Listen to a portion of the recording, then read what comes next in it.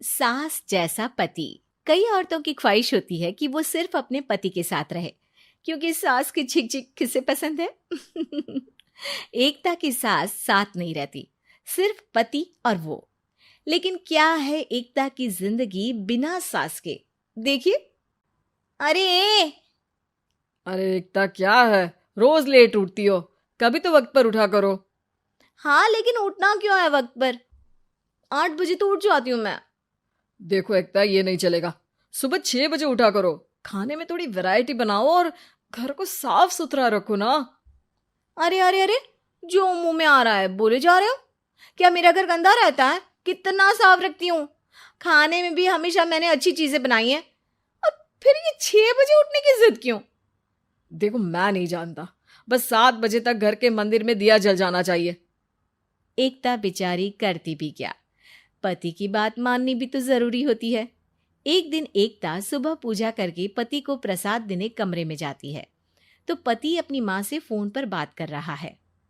हाँ माँ, मैंने तो साफ बोल दिया। सुबह 6 बजे उठना है, नहा कर ही किचन में जाना है और 7 बजे तक मंदिर में दिया जल जाना चाहिए। आ रही होगी चाय लेकर। चलिए मैं रखता हूँ माँ, बाय। बेचारी एकता ने पति का ये रूप तो सोचा ही नहीं था। वो पति से कहती है, सुनिए, अब सारा काम हो चुका है घर पर, क्या करूं? मुझे कुछ देर के लिए मेरी सहेली सौम्या उसके घर छोड़ दीजिए। अरे कैसी बात करती हो कि घर पर कुछ काम करने को नहीं है? होली आ रही है, बाजार से आलू ले आओ, पापड़ बनाओ, नमकीन बनाओ, दही बड़े बनाओ। सब कुछ आज ही बनाना है? अरे अब मन कर रहा है कि सहेली के घर जाऊं तो जाऊंगी ना मैं। आप नहीं ले जाएंगे तो कैब से चली जाऊंगी। अरे अरे, ये क्या बात होती है? चलो ले जाता हूँ तुम्हें। तैयार हो जाओ जल्दी से। कैब की धमकी तो ऐसे दे रही हो जैसे माँ ने दरवाजे में कैब खड़ी कर रखी हो, विथ ड्राइवर। बढ़िया आई कैब वाली। हाय रे एकता की किस्मत। वो सोचती है कि सास साथ नहीं है, लेकिन पति के हाव भाव किसी अक्कड़ू सास से कम ही नहीं है। पति एकता को सहेली के घर छोड़कर कहता है, अच्छा सुनो, वक्त पर घर चली जाना और शाम को गर्मा गर्म पुलाव खाऊंगा मैं। बनाकर पहले ही मत रख देना। और हाँ, रायता भी बना लेना। हाँ जी हाँ, फिलहाल क्या मैं अंदर जा सकती हूँ? नाश्ता पेट भर करा दिया, दोपहर का खाना भी पैक कर दिया। पहले जो खाया है उसे तो पचा लो, दिन का खा लो, अभी से रात के खाने की चिंता में बाल न जड़ जाए कहीं। पति को एकता की बात पर गुस्सा तो बहुत आता है, लेकिन ऑफिस में देरी के कारण वो कुछ नहीं कहता। एकता सहेली के पास जाती है, जहां सास बहू बैठकर गप्पे लड़ा रही होती है। हाय सौम्या। नमस्ते आंटी जी। अरे वाह एकता बेटा, बड़े समय बाद देखी, कैसी हो? अच्छी हूँ आंटी जी। घर का सारा काम हो गया था, बोर हो रही थी, सोचा सौम्या से मिलती चलूं। हाँ हाँ बच्चों, तुम लोग बैठकर गप्पे लड़ाओ। मैं तुम लोगों के लिए नाश्ते पानी का इंतजाम करती हूँ। सास ये बोलकर किचन में चली जाती है। अरे एकता, कैसे आना हुआ? थोड़ी परेशान सी भी लग रही है, सब ठीक तो है ना? अरे यार, कहाँ ठीक हूँ। ना सोने मिलता है, ना अपने मन का कोई काम करने मिलता है। बस सुबह 6 बजे से किचन और रात के 12 बजे तक घर का काम। मेरी तो कमर ही टूट रही है। अरे क्यों मजाक कर रही है? तेरे तो मजे हैं। अकेली रहती है पति के साथ, न कोई सास न ससुर, न आस पड़ोस से मतलब। हम लोगों की सोच, जॉइंट फैमिली है, कितनी परेशानी होती है। अरे रहने देना, वो तो दिख रहा है कि कितनी परेशान है तू। सास किचन का काम कर रही है और तू सहेली से गप्पे। ऐसा कहाँ होता है यार। हाँ वैसे तू बोल तो सही रही है। सुबह थोड़ा सा भी लेट हो जाए ना उठने में, तो मम्मी जी किचन संभाल लेती है। पति तो जाते वक्त उठाते हैं कभी कभी मुझे। पर मेरी छोड़, तू बता, सास साथ रहने आ गई है क्या, जो सुबह 6 बजे उठना पड़ता है? पति तो तेरा 10 बजे ऑफिस जाता है। 4 घंटा खाना बनाने में लग जाता है क्या तुझे, एक लोगों का? अरे रहने देना यार, मेरा तो पति ही सास से कम नहीं है। सारा दिन का ड्रामा। अरे बातें सुनाना, बोलियां बोलना, कोसना, क्या क्या नहीं आता है उसे। यार मैं तो हैरान होती हूँ कभी कभी कि ये सास की आत्मा तो नहीं आ जाती ना इसमें। अरे परेशान हो चुकी हूँ। इतना ही नहीं, वो तो अपनी माँ से मेरी चुगली भी करता है। समझ गई।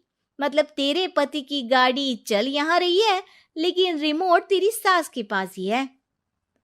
अरे अब जो समझ, रिमोट है या कंट्रोल है, बस मेरा तो मुश्किल हो रहा है यहाँ रहना। सोच रही हूँ 2-4 महीने के लिए मायके चली जाऊं। क्या करेगी? 2-4-10 महीने बाद तो आना ही है ना यहाँ पर। तो क्या करूं, तलाक दे दूं क्या? अरे ये कोई सोल्यूशन नहीं है। तू अपने पति को सुधार भी तो सकती है। कैसे कैसे सुधारूं? सौम्या उसके कान में कुछ कहती है, जिसे सुन एकता खुश हो जाती है। अगले रोज, हाय रे, मेरी तो टांगे ही नहीं चल रही है। हाय हाय हाय, बहुत दर्द हो रहा है भगवान। अरे क्या हुआ एकता, रुको मैं माँ से पूछता हूँ। लेकिन पति जैसे ही माँ से बात करके एकता के पास आता है। क्या नौटंकी है ये, क्यों रो रही हो? अरे कोशिश करो ना उठने की। ये काम से बचने के लिए जो नाटक है ना, बंद कर दो, वरना माँ आ जाएगी यहाँ पर। एकता की तो मानो मन मुराद पूरी हो गई। अरे हाँ हाँ, तो बुला लो ना उन्हें, जल्दी से बुला लो। मैं 4-5 दिनों के लिए आराम करना चाहती हूँ, चल तो सकती नहीं हूँ। खाना पीना कैसे होगा? अब क्या था, सासू माँ आ जाती है एकता के घर। सासू माँ, मुझे ये हमेशा बताते हैं कि आप कितनी हार्ड वर्किंग है। बस अब अगले 15 दिनों तक मैं आपको देखूंगी और आपकी जैसी ही बनूंगी। ये बता रहे थे कि आप 5 बजे सुबह उठ जाती हैं और अरे बेटा, कुछ ज्यादा ही नहीं बता दिया तूने। अब नहीं माँ, मैं चाहता हूं कि ये आपकी तरह तौर तरीके सीखे, जैसा आप मुझे बताती है ना।